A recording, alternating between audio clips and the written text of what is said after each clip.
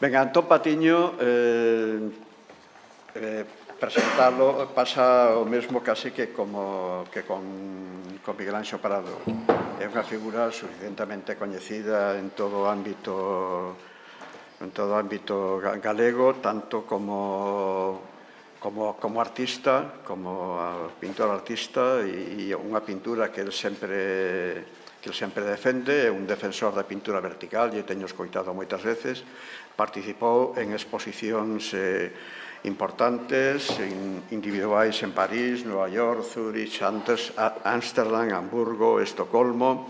É un dos fundadores do que falábamos antes do Grupo Atlántica con a súa compañeira Menchu Lamas, con Ángel Huete e con Guillermo Monroy.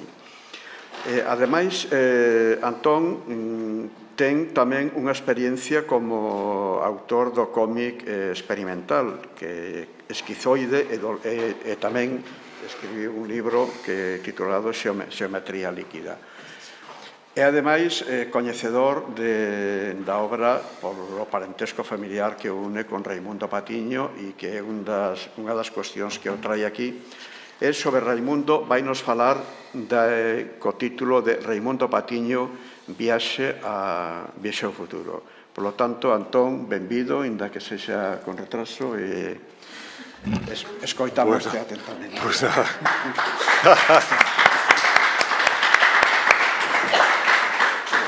Pois moitas grazas a todos, ao Consello, á presidenta do Consello, ao amigo Quintana Martelo, a Miguel Anxo, a Xaquín, a todos os que estou vendo, e disculpai que non puidéramos estar na intervención anterior.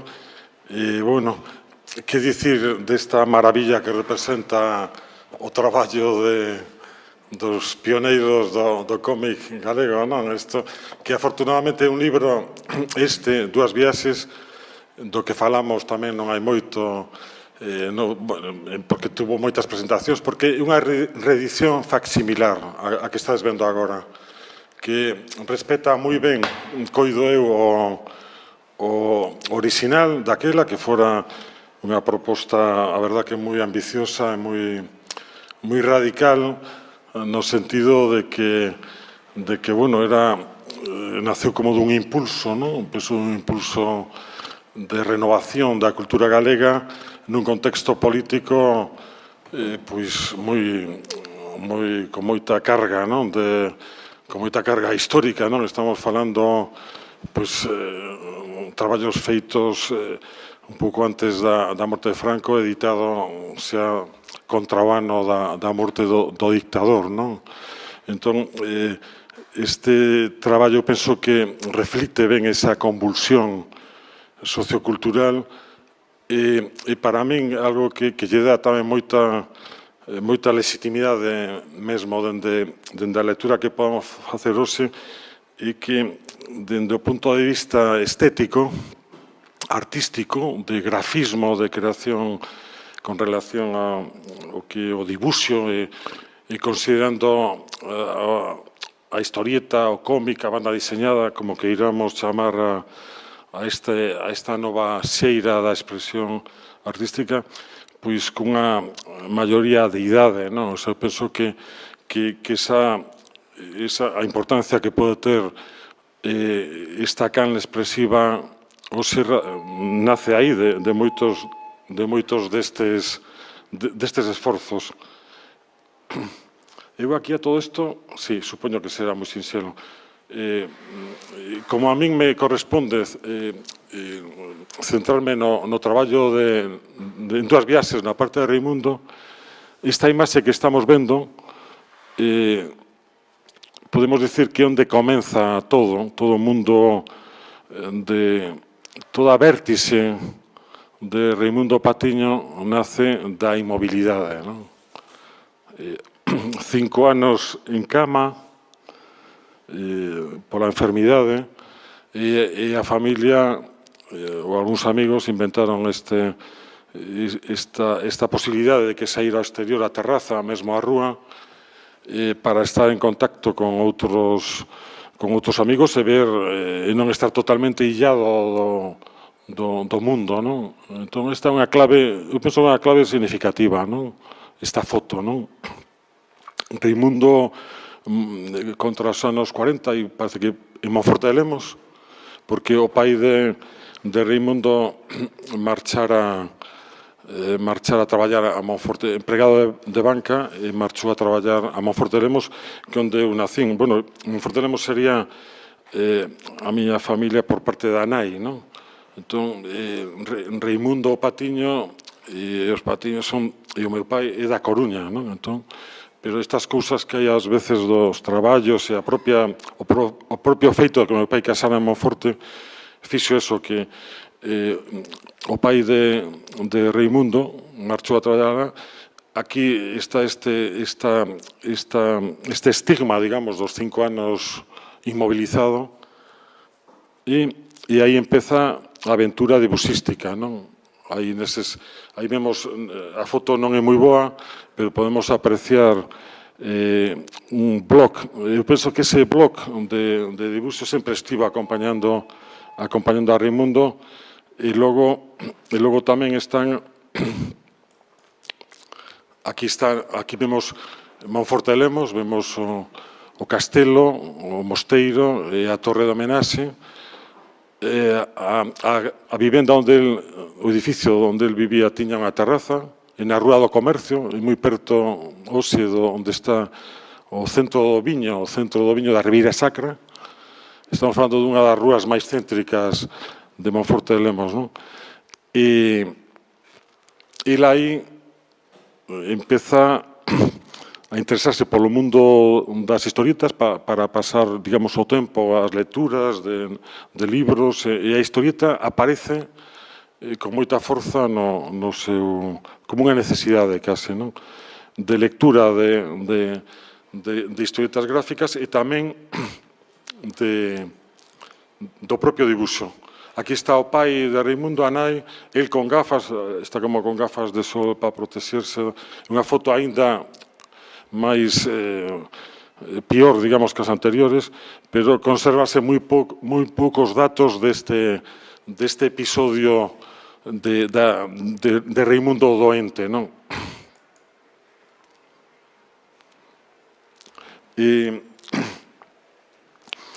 como podemos caracterizar a Reimundo xa na entrega que nos sitúa en dúas viaxes, no Begliota, pois como un pintor, un artista, un dibuixante expresionista.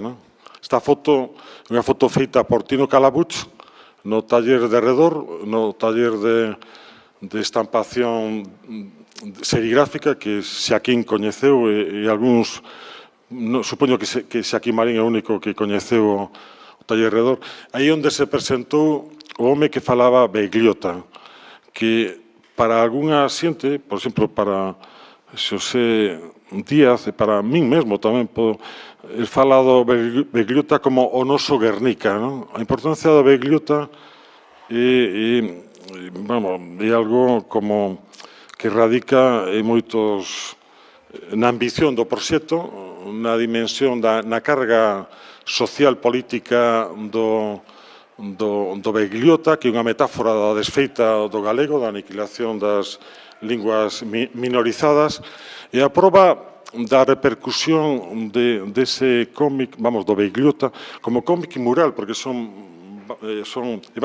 banda deseñada, pero nunhas láminas que teñen unha proporción como de 1 metro por 1 metro, o que a mancha sería, son grandes, non? Está no Magma, na colección do Magma, moito tempo estivo como dentro da propia colección permanente, forma parte hoxe en día da colección do Museo Nacional Reina Sofía en Madrid.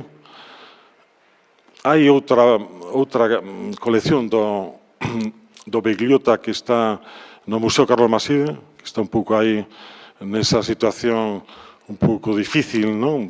Na que está o museo, non sei exactamente en que condicións atopan eses orixinais, non? Porque claro, son pezas serigráficas e pode haber tal vez 4 ou 5 estampacións do Begliota.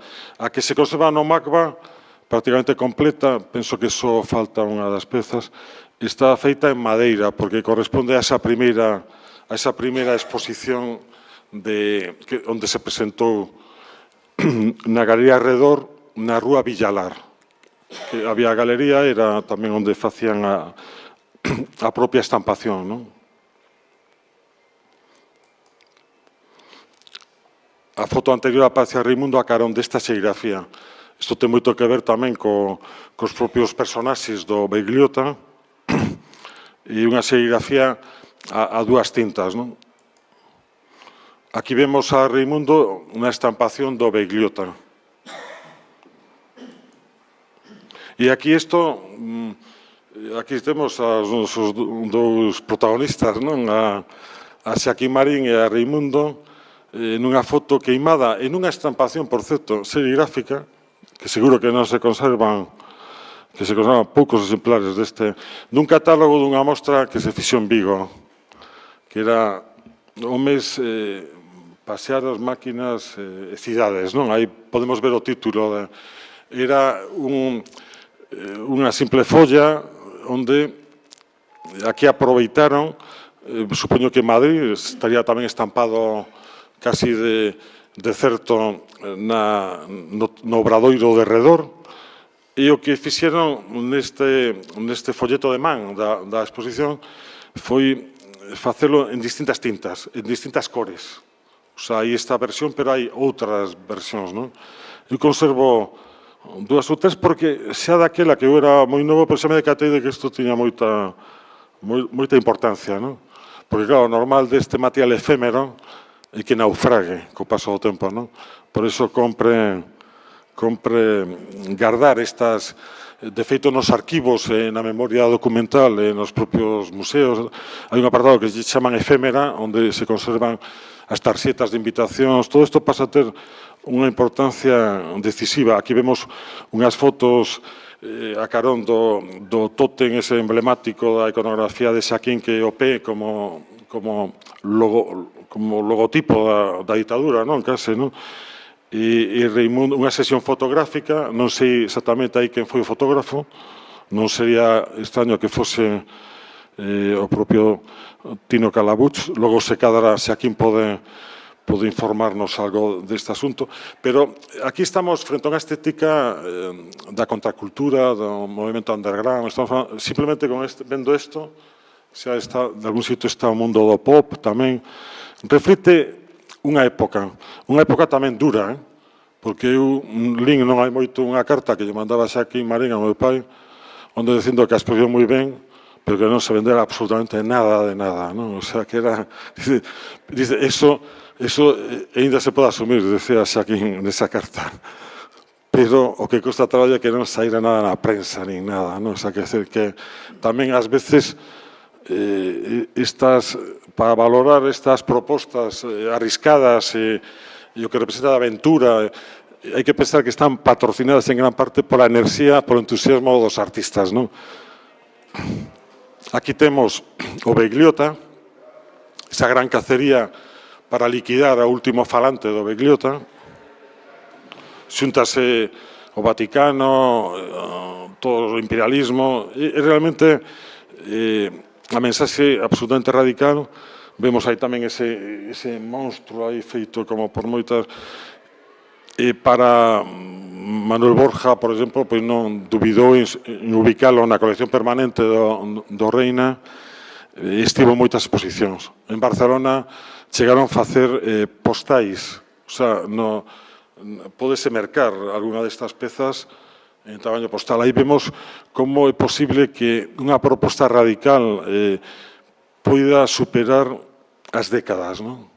Van pasando as décadas, reflicte moi ben o contexto, o espírito da época e sigue mantendo esa enerxía, dentro dun mundo corrosivo, como sabes, o Reimundo, ateigado de ironía e moi mordaz, e dentro deudor o tempo, claro, lóxicamente dunha linaxe vanguardista, e podemos aquí analizar logo tamén esas débedas que ten Reimundo, gran coñecedor e gran teórico tamén, con unha moi boa biblioteca, bo coñecedor da práctica do cómic, pero tamén do que representou todo, neste caso, do cómic contracultural, do cómics underground, que era como se chamaba daquela, onde eu, por certo, que tamén empezaba daquela a facer as miñas primeiras esculcas, tiña unha gran admiración por unha persoa que se chamaba Moscoso, que pensei que era un mexicano que estaba en Norteamérica, non? E resulta que agora xa sabemos que Moscoso, un dos cumios da psicodelia americana e de Oleiros, de orixe galega, e que marchou a familia fuxindo do Armado 36 cara a Estados Unidos, non? O sea que os galegos temos unha parte aí significativa cando vemos eses cómics, eses frenéticos, porque son espídicos, que son como parodias, non? De Víctor Moscoso, os cartéis psicodélicos dos grupos de rock máis importantes daquela, non? Sinto non ter falado, ou non recordo eu, de ter falado de Moscoso con Raimundo, e non sei de certo se sabía da orixe galega de Moscoso.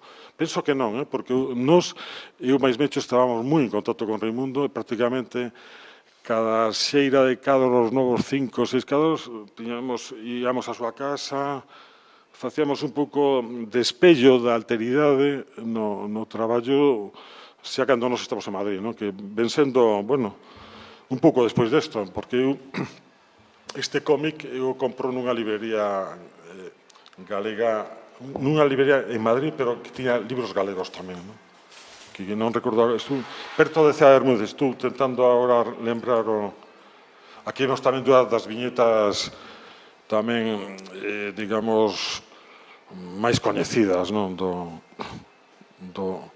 Onde aparece o gran asesino mundial, que é o que mata, non sei se era Pepiño Manteiga, bueno, a importancia da cor, dunhas cores planas, de intensidade pura, que están como expresando excitamento, hai dinamismo. Penso que Raimundo ven sendo algo así como vorticista, logo aí verémoslo, ven sendo como se esa inmobilidade dese tempo, digamos, inmóvil, a resposta é totalmente futurista, vertiginosa, dinámica, non? Isto sigue sendo Begliota, vemos aí o tío Sam, vemos como a celebración, porque gaña ese campeonato o liquidar ese último falante, non? Que impresionante, porque logo, xa en vida de Raimundo, logo moito despois, hai moitos idiomas que foron desaparecendo do mundo, onde había un último falante, non? Neste caso, sempre, e vémoslo tamén en dúas viaxes, na saga de Torna no Tempo, Raimundo utiliza de un xeito moi lexítimo, por outro lado, non?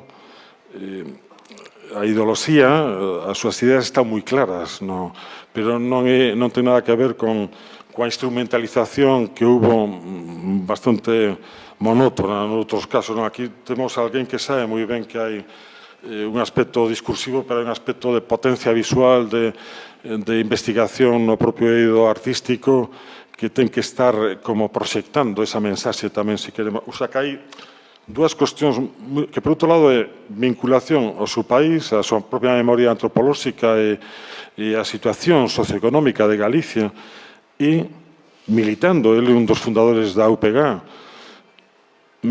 un dos fundadores da Gadaña, un dos fundadores da nova narrativa galega, porque o feito de que non saíra esa novela Raimundo non quere decir que non estuvera aí, a carón de Brais Pinto, que ven sendo de onde sae da xeración Brais Pinto, aí con Ferrín, con Herminio Barreiro, con Alexandre Cribeiro, con todos os amigos, con Uxío Novoneira, que foi compañeiro de viaxe, o propio Beiras tamén estivo por Madrid, Alonso Montero tamén de algún xeito, non todos foron Brais Pinto é un grupo onde son ben coñecidos tamén, moitos morreron xa, está Ferrín e Ramón Lorenzo, a verdad que xa pasou moito tempo e xa desapareceron bastante, pero é unha xeración moi importante, a de Brais Pinto, e son procesos socioculturais, que a min gustame tamén reflectir ese contexto, non? Esa atmosfera, non?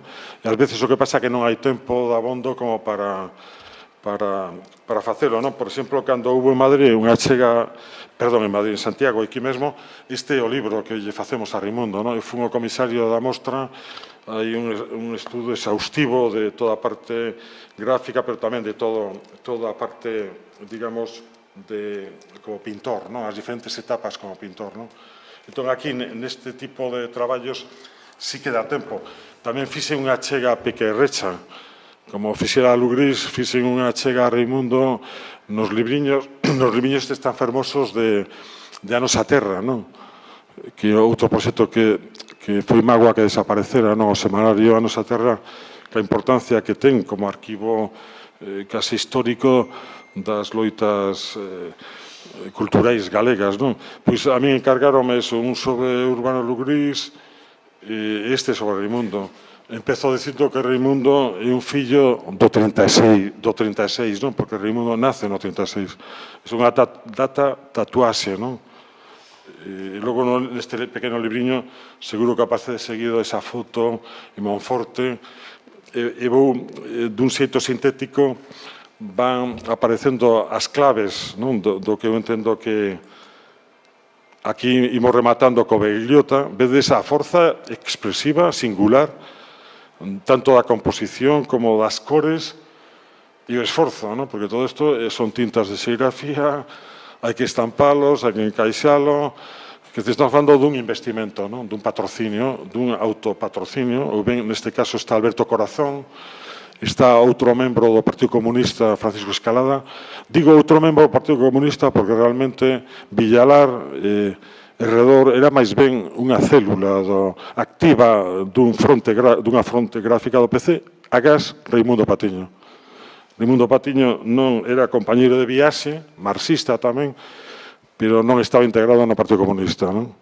Así por decirlo, así dun xeito abrupto e para que temos tamén unha pincelada, non? De por que non estaba? Porque el xa resolvera esa disyuntiva, digamos, de algún xeito na síntese de marxismo e nacionalismo democrático que representou a opción da UPG, da que logo el afástase, digamos, hai diferentes interpretacións sempre nestas, cando hai algún desafección, digamos, política, e tampouco ten excesivo interés. Si é expulsado, si el marcha por...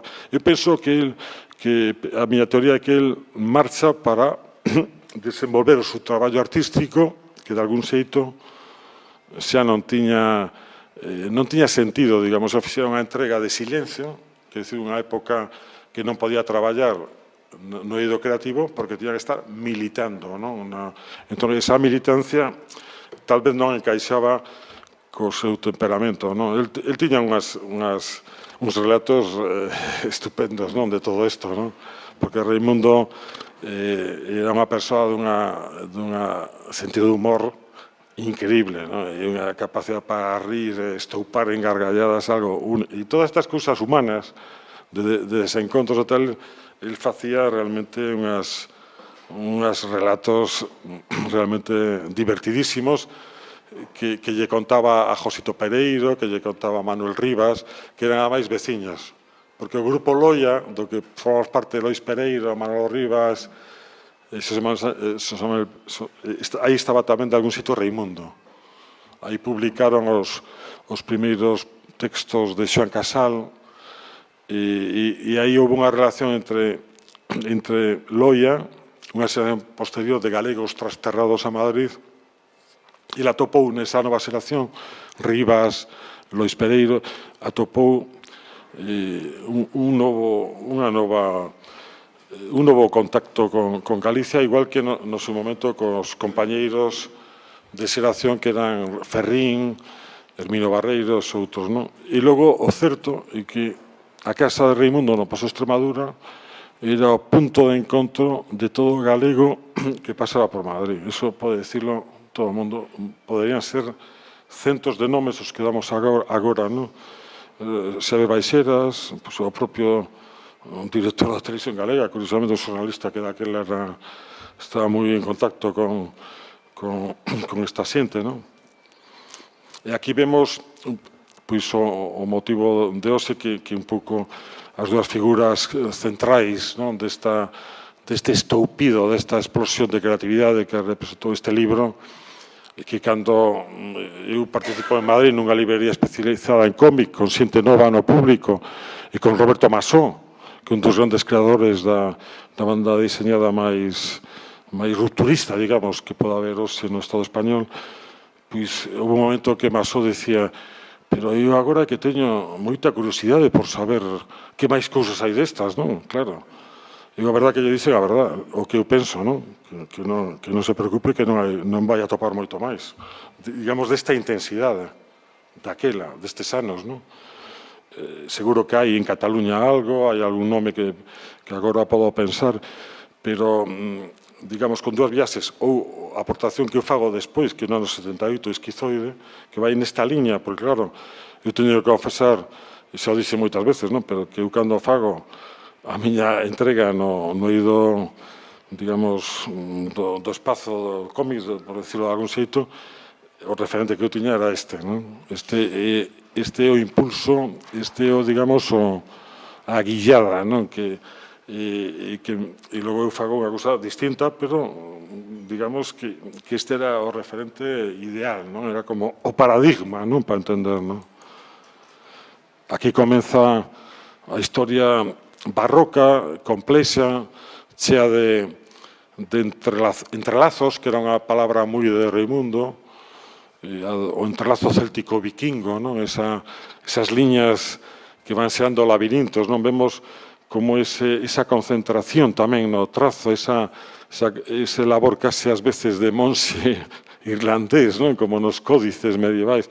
Porque este libro, para entenderlo tamén, hai que ver o esforzo sobrehumano que fixeron os dous autores, non? O sea, cantas horas están enterradas na parte de Xaquín, non? Cantas horas, cantos días, cantos meses de vida hai enterrados neste material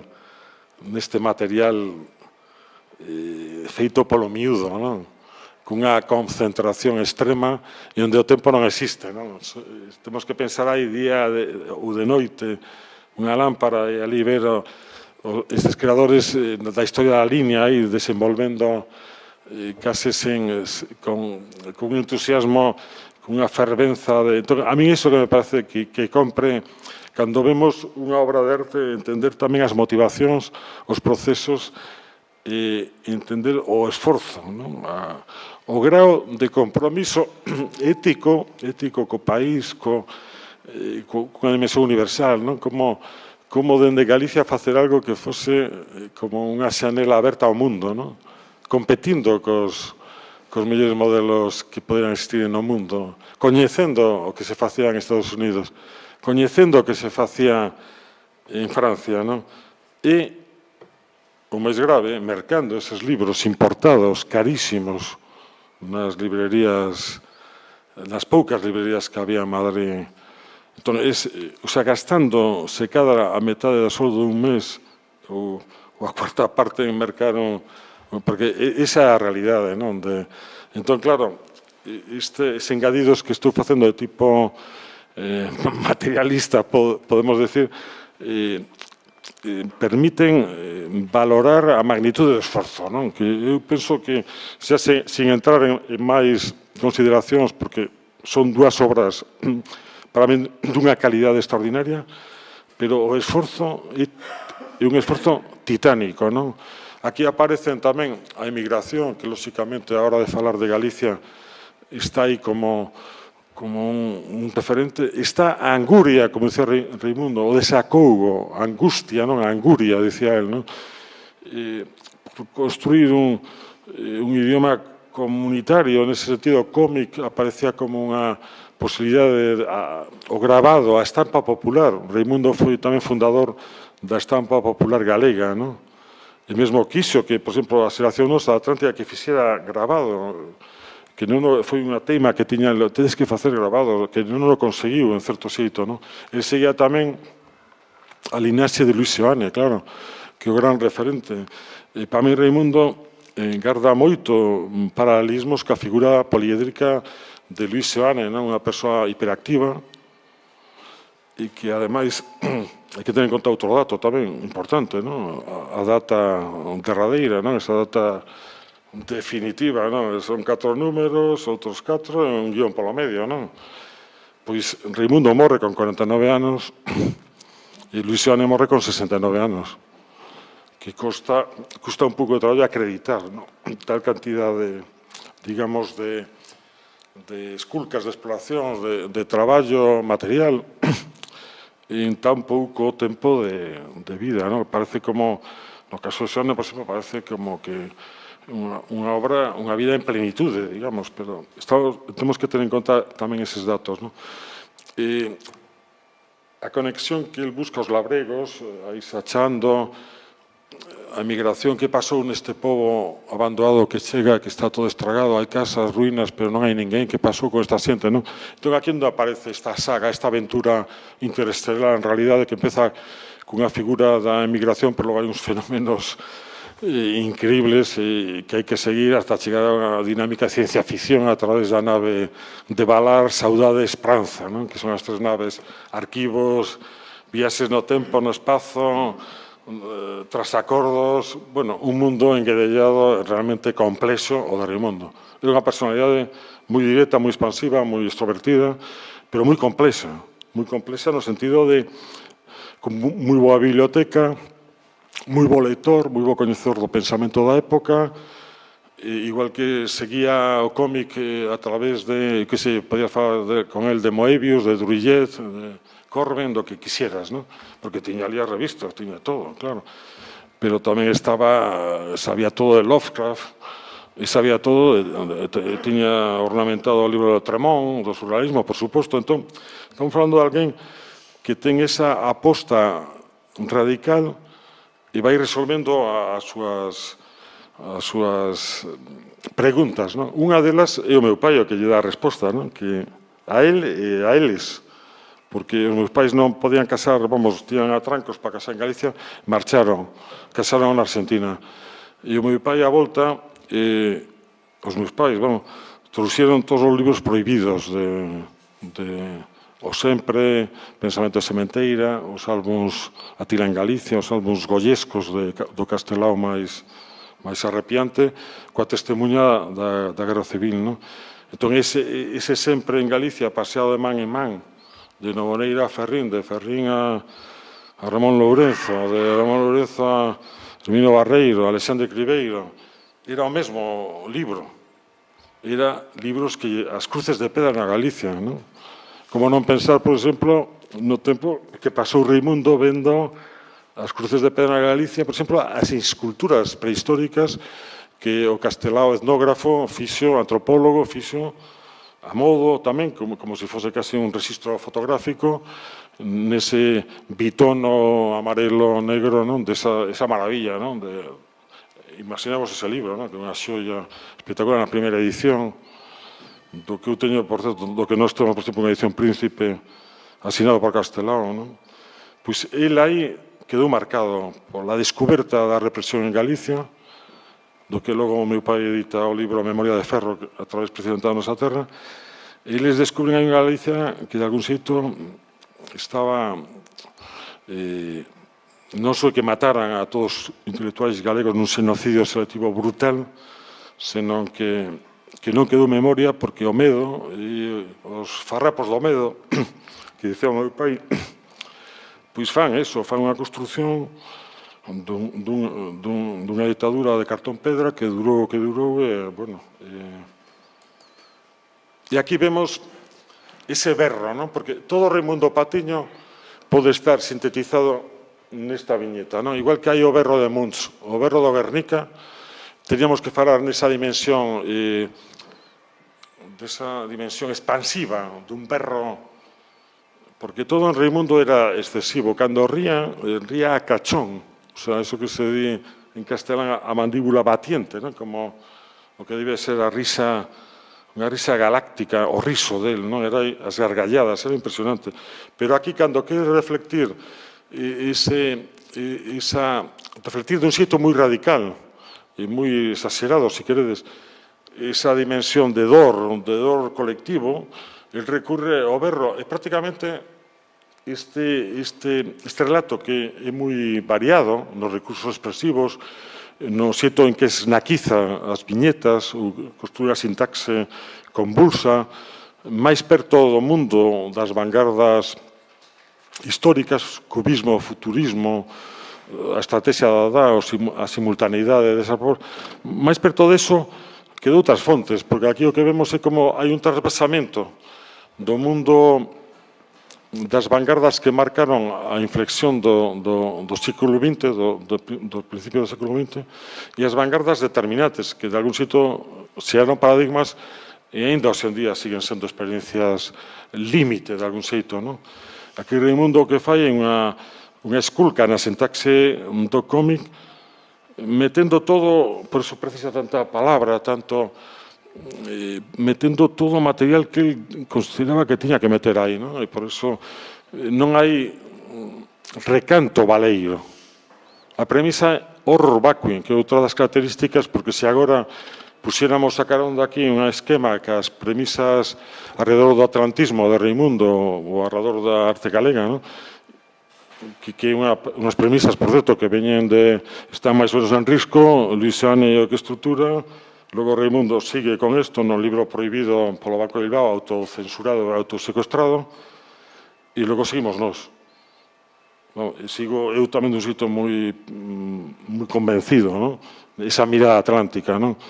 Entón, aquí está o berro do expresionismo centroeuropeo, o berro de Cobra, outro grupo que temos que salientar tamén aquí, pero vamos, por falar dun referente que é universal, o berro de Munch, que é un berro ecolóxico tamén, pero tamén o de Reimundo é un berro ecolóxico, pola diversidade cultural no planeta Terra, por Galicia, un país que el coida ameazado, hai que situarlo no contexto ao pegar case de loita anticolonial, e un coñecemento moi grande das vanguardas do surrealismo, do dadaísmo, dos feitos, o sea, coñecemento de Breton, de todo ese mundo, para sintetizar. Pero que podemos tamén ver aquí claramente, ademais, hai unha unanimidade na reiteración iconográfica da figura do berro. E veredes que non exaxero, porque aquí está claro,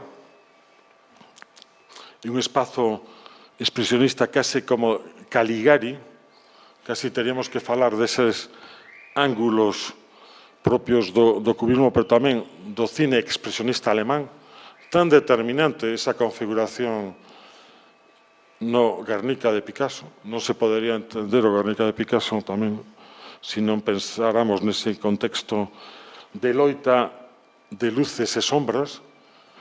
Non existiría tampouco este cómic sin esa experiencia previa no mundo do grabado, porque o grabado que acontece que sobre a plancha negra, nocturna, noite, dramática noite, imos riscando e podemos sacar unha constelación, podemos sacar algo de luz. E aquí vemos como sempre está o negro, potente aí en Reimundo, e a loita da guerra civil, digamos, de luces e sombra, que como de luces e sombras, como sabedes, en calquer contexto dramático e o eixo dos extremos. Un contexto dramático como que nos atopamos, por certo. Estou facendo unha broma a propósito do período electoral. Aquí vemos a imaginación, como resolve, digamos, sigue estando aí a banda deseñada, o cómic, as historietas, como digamos, pero hai que ver a agilidade, a inventiva, porque eu estou convencido de que isto, cada un deses recantos do puzzle, porque tamén podemos verlo como un crebacabezas, está inventado de súpeto. No propio momento podríamos ver o evoluir, a evolución, digamos, a metamorfose que sufre este cómic a través dos diferentes registros, Así que, por certo, eu penso que no meu esquizoide aparece algún torturado así, aparece. Pero mirai toda a enxenta de palabra, non? Como lle asigna as mensaxes unha xerarquización, non? E chega ao seu fogar, de onde veña? Aquí vemos tamén esa mutación. Hai un coñecemento do mundo da ciencia ficción, porque unha das características tamén de Reimundo é que tiña un apartado bastante potente de ciencia ficción na súa biblioteca. Unha biblioteca de un humilde bancario que non banqueiro, dicía, non? Son bancario que non banqueiro. E con ese pequeno soldo mantivo a familia, estudos ás fillas e financiou proxectos editoriais, como Brais Pinto, que mantuvo vivo como unha experiencia editorial, como pode ser aquí este mesmo libro, pon aquí Brais Pinto, gráfica.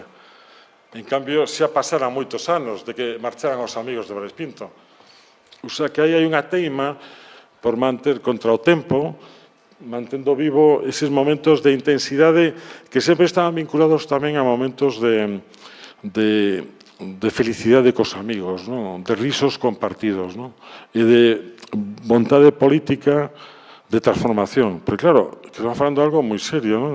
Estamos falando de Grupo Agadaña, informalistas da abstracción en Galicia, compañeiros de viaxe de Dau Alset, o do Grupo El Paso, que do ano 57, Dau Alset 56. Estamos falando que Galicia acude puntual a esa data histórica tamén, pero acude puntual onde o único francotirador illado que queda ao final é el, non? O sea, que el construye na Gadaña unha especie de galería de espellos. Non digo que non houbera outros artistas.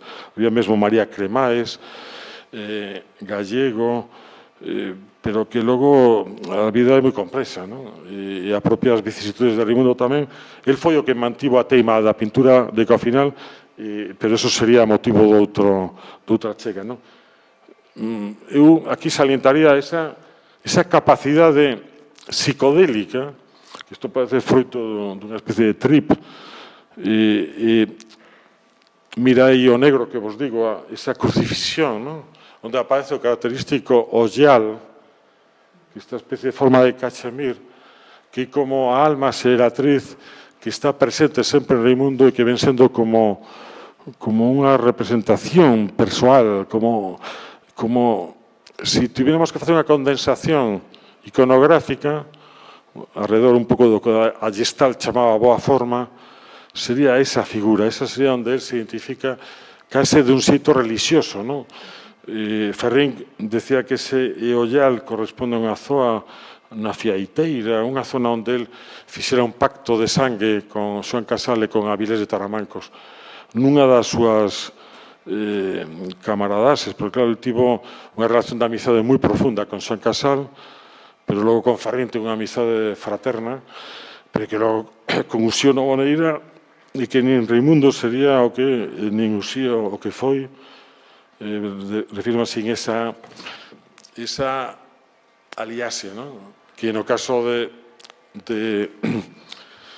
Casal, de Xoán Casal, que morreu con 27 anos, por certo, ou menos, estou agora 20 e tantos anos, foi unha aleación absoluta, non? Fraterna, case como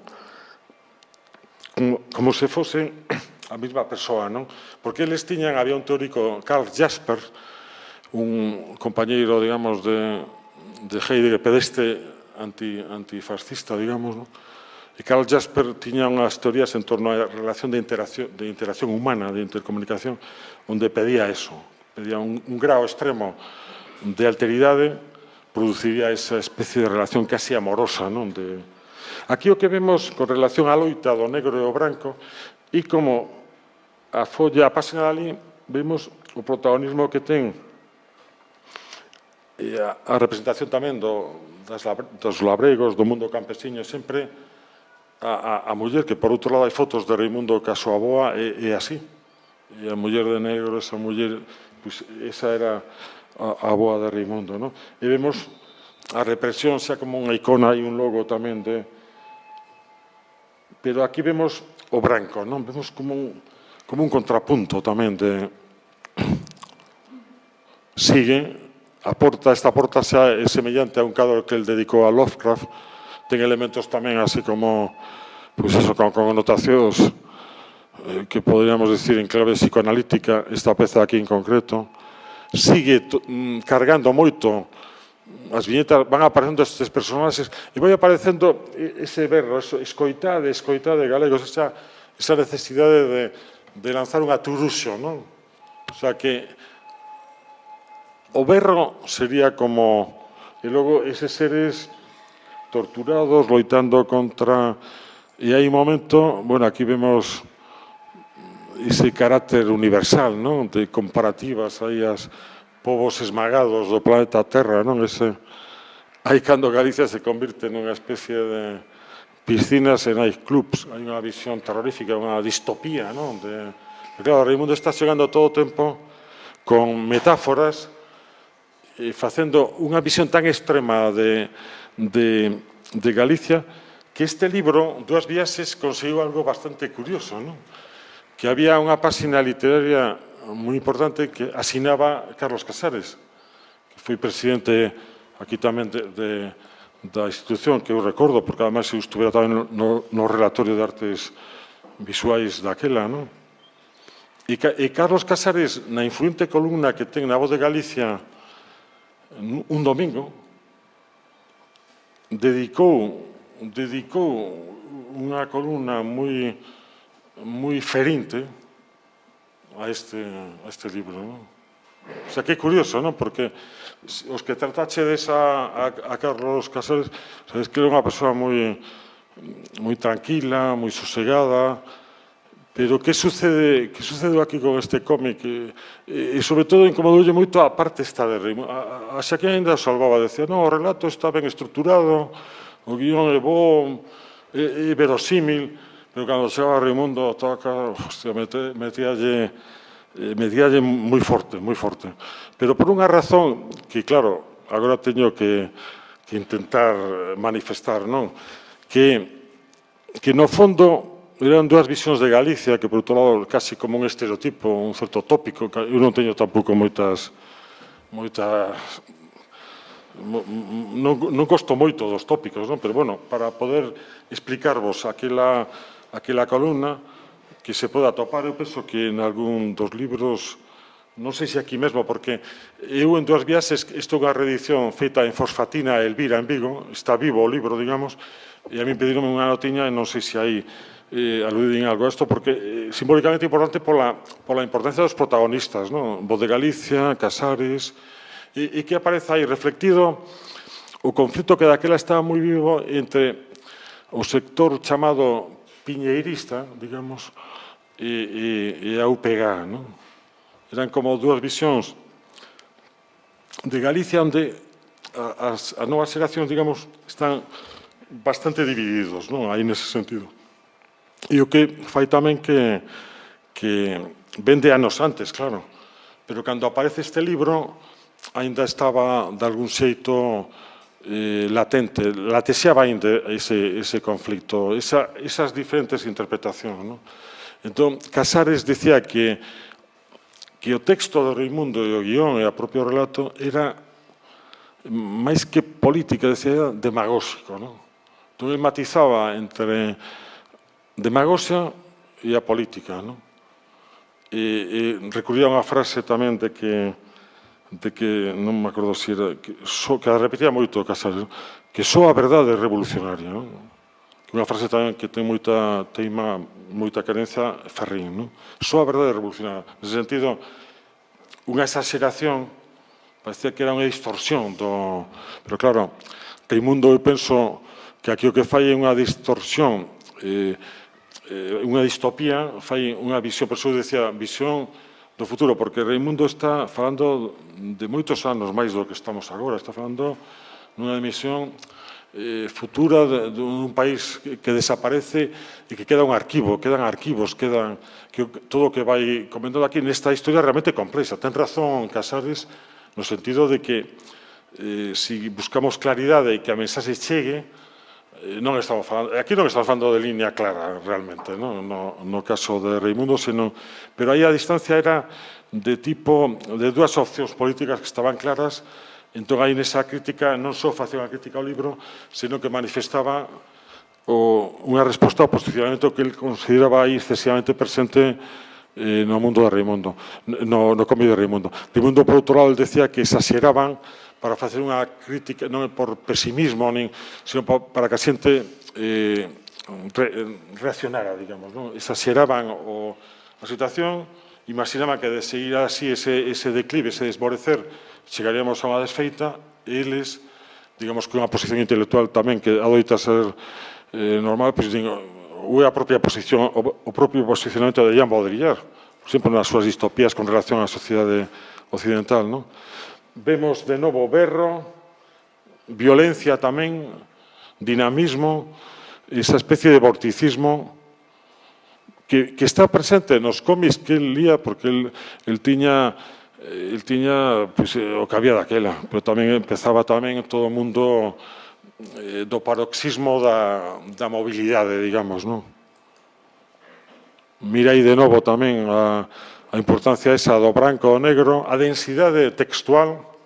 O sea, imaginei o que pode ser isto para interpretar, que, por certo, fixe unha chega moi boa ao guión Xosé Díaz, porque Xosé Díaz tamén xunto con Chichi Campos, pois tamén pertencerían, supoño que se cada antes xa se falou algo desto, pero un grupo, o Grupo do Castro, bueno, que aquí estou falando de Xaquín e de Raimundo, porque realmente ten este protagonismo impresionante, non?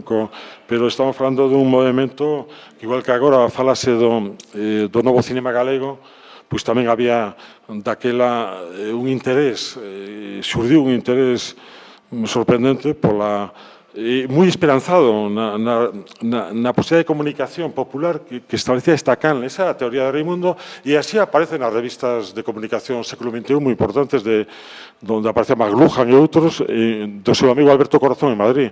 O sea, estes cómics, hai algúns paralelos en castelán, publicados en Comunicación século XXI, unha revista moi importante, moi ben reproducidos. E hai un comentario moi interesante de Alberto Corazón. Non temos tempo tampouco. E aquí temos xa esa deriva interestelar destas naves que teñen que salvar Galicia, non? A través de cada unha das naves levaba prototipo mellores, os mellores exemplos de Galicia para que se salvaran no futuro, non? Naves de Valar, que é un concepto que a él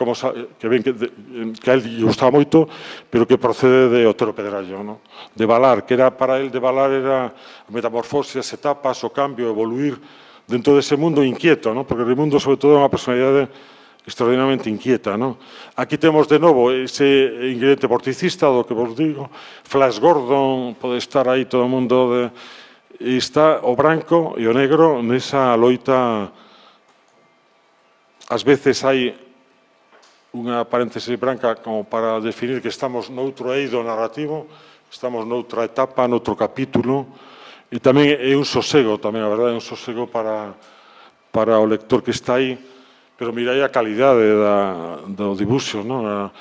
É perfecto, vamos, igual que no caso de Xaquín, é unha maravilla esa liña expresiva como tiñan moi claro o que querían facer, non? Que iso é fundamental para un artista. Ter claro o que queres facer en términos conceptuais e ter logo recursos técnicos, man como dibuixante, para facerlos. E Raimundo levaba dende pequeno aí, tivo todo o tempo do mundo para practicar ata o extremo de que el no Cardenal de Monforte tiña público. O pequeno neno ali, capucha ali, tiña público e empezaba, que isto recordaba moi ben a miña tía Carmucha, que morreu precisamente hai pouco, que recordaba o día exacto que Raimundo Moncho, como decía ela, chegou a Madrid, que o 15 de xaneiro do ano 1958, e recordaba perfectamente moitísimos detalles da vida de Raimundo e, en concreto, desa etapa, onde, cun lápiz, unha folla en branco, era quen de establecer unha comunicación inmediata, non? E que facía? Tiña un truco, pero estupendo, non? Empezaba así, facía como unha especie de lazada, non? A partir desa especie de lazo, non? Visual e de colápiz e tal, sin erguer o lápiz do papel, vai aparecendo unha bota, logo outra, logo tiña un Mickey Mouse perfecto en cuestión de segundos, non? O sea que aí temos tamén outra das gratificacións, digamos, que pode ter Raimundo se pensamos psicolóxicamente, non? o coñecemento, xa era quen, sendo moi pequeno, para desenvolver con habilidade unha silueta, un trazo tal que corresponde cunha icona da época, cunha das referentes no imaginario colectivo. Xa, tamén en Monforte lemos Lugo, unha pequena poboación afastada das directrices do Imperio, para onde xa chegou eso, non só flechas e pelallos e todo o que podía haber daquela no contexto da posguerra, que hai que imaginar eso, non? Onde un bolígrafo, un papel branco, xa casi ten algo como de pequeno anos, séculos, milenios, aí ven toda esa viaxe. Mirai de novo, branco, negro, a importancia das cabezas, dos rostros, das comunicacións, das texturas visuais, da fervenza, da catarata, aproveitando cada recuncho, ese horror vacui que ele consideraba central na estética galega. Aquí mesmo vemos, isto claramente, unha peza que podría estar a carón do futurismo italiano. Bron, esa onomatopeia como ten unha solución moi da época. Esa viaxe aí, esa loita, que logo había unha loita casi deportiva entre o sul e o norte, non? Entre Xuba City e Percalinópolis, se seguimos a Urbano Lugrís, entre Coruña e Vigo, non? Era un pouco, como facía aquí un pouco de ironía Reimundo sobre eso tamén. Aquí aparece casi un autorretrato, non? Esa figura de aí, casi unha especie de autorretrato do Reimundo coa súa fronte, que, por certo, houve tamén unhas moi boas representacións de Xaqui Marín alrededor desta iconografía e dos propios retratos que el fixo de Reimundo, que non teño aquí ningún, pero os vikingos aí, non? Aí temos un corpo astral, non? Esa...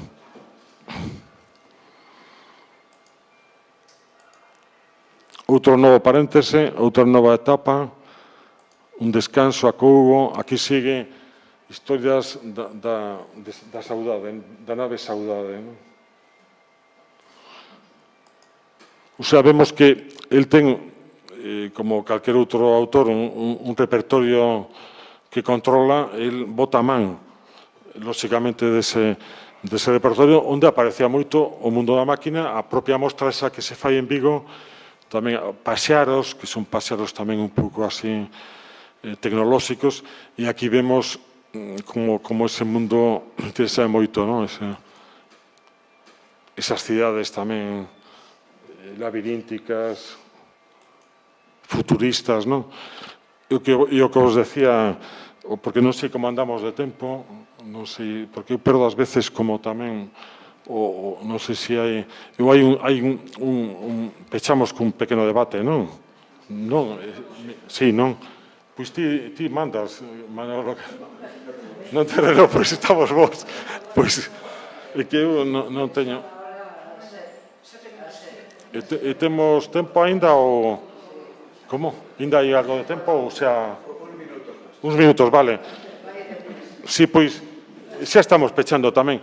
Eu, disculpai, porque sempre nunca ando con reloj, que eu faría esta reflexión do principio, non? De a cantidad de tempo que hai aquí, que hai metido aquí, enterrado aquí, non? Iso é importante valorarlo, non? Xa sei que na arte moderna, na arte de contemporánea, sempre se di o tempo de menos, porque iso faise de seguido e tal, ou algo tanto tempo, vale igual, non? Efectivamente, eu tamén penso o mesmo, non? Que tanto ten o tempo, podes facer algo así nun segundo e con unha gracia e ten unha forza, porque hai moito traballo previo, aí hai unha condensación e aparece un ideograma, algo.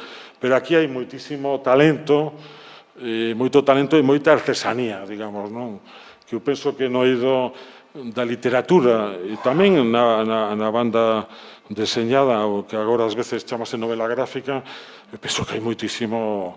Eu admiro moito a dedicación co que estes autores van acometendo, non é só resolver unha superficie, senón que hai que construir aí un percorrido, non? E ten que haber constancia, non? É o que me refiro, non? E iso compre que o valoremos, non? Que ás veces hai apoios, hai convocatorias de apoio, hai as editoriais, hai o propio mercado, non? Pero a verdade que hai un patrimonio contemporáneo no mundo, porque penso que a situación do precariado artístico fai que realmente se sea unha creación que tanto daquela como tal vez hoxe en día precisan de apoios, non? O mellor apoio sería efectivamente que isto se publique. Por exemplo, esta editorial Fosfatina é unha editorial pois que publica bastante, publica moito, e hai un público seguro, non? Pero eu vexo, porque coñezo bastante tamén dende VGAP, os dereitos de autor, vexo os atrancos, non? De cando en vez lees libros, dices, a ver, en Estados Unidos a cousa está mellor, pois non, está máis ou menos igual. Artistas que traballan noutras cousas para poder desenvolver o seu traballo, non? Entón, isto é un tema que non ten que ver propiamente con esta maravilla, pero sí que isto existe, porque hubo unha xente que dedicou tempo da súa vida con intensidade e con recursos tamén, porque, claro, por exemplo, isto é máis doado no sentido de recursos, pero a serigrafía, por exemplo, xa é máis complexo, non? Ou cando se fala, que sei, de escultura, de pintura, de instalacións, e tal, pois, e aquí o factor tempo, mira aquí os pasearos, que tanta importancia tiveron logo contra os anos 70 na pintura de Reimundo, non? Que ele admiraba moito Alberto Sánchez, e hai unha homenaxe nun cadro no Concello da Coruña tamén dedicado aos pasearos e a Sutherland, un compañeiro de Bacon, vamos, Bueno, eu o que vexo aquí é que o nivel, ao longo de todas estas 69 páxinas, parece que son, mantén esa mesma intensidade do comenzo. Eso non é sinxelo de conseguir. Mirai aquí como xa estamos na última páxina, volve ao comenzo, esta reviravolta, sinto desacougo, estou mal, tal, porque claro, en realidade, sempre os artistas están proxectando moito do seu mundo interior e do seu carácter, non? E o mundo de Reimundo era un mundo complexo e pesimista porque era realista, non? E porque, ademais, cando tomas partido polos máis desfavorecidos, digamos, de algún xeito, sempre son malas noticias por todos os lados, non? Iso é a desgracia, non? Que vas coleccionando derrota tras derrota hasta a vitória final, non? Que tens que ter o que decía Benjamin con relación ás novas xeracións, que decía cada xeración que ven ao mundo ten unha provisión de enerxía mesiánica, decía Benjamin, pero como Benjamin era marxista, pois eu sempre digo que cada xeración que ven ao mundo ten, según o alemán xudeo Benjamin, unha pequena cuota de utopía, non? E que é moi curioso, esa pequena cuota de utopía, porque utopía pasa algo moi grande, non? Pequena cuota de utopía pasa algo como moi galego, non? Eu con Xavier Xane ayer nos tamén fixemos un manifesto, que ninguén leu por outro lado, un manifesto clandestino, non? Que se chamaba Hai suficiente infinito, non? O sea, como ainda hai tamén unha declaración esperanzada, non? Pero hai suficiente infinito, non deixa de ser tamén unha contradicción, non? Porque o infinito non lle podes poñer como medida, non? Porque o infinito é o que non ten medida, non? E aquí estou vendo nunha notiña que pon: Señor Patiño, es usted amigo de la lluvia? Sí. Entón, esa pregunta que lla fai o seu primeiro amigo e o que rompe o illamento daquel rapaz que, como estuvera doente tanto tempo, cando chega ao colexo non ten esas habilidades sociais, digamos, que máis ou menos todos os nenos teñen, non? Entón, está moi introvertido, é introvertido, está moi pechado en sí mesmo e paseando por aí, só como matinando e tal.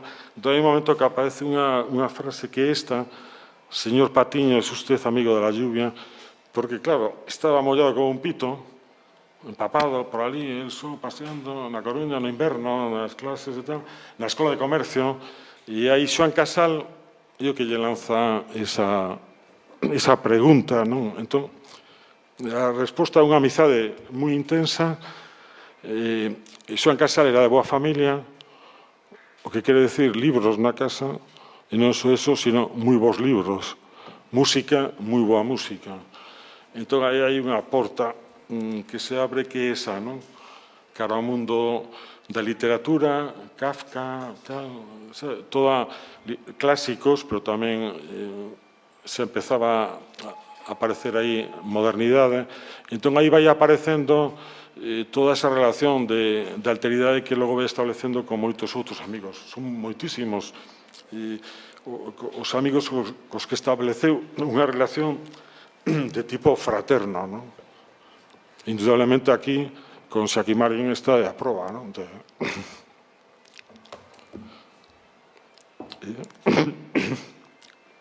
E, bueno, facemos un pequeno debate, non? Grazas.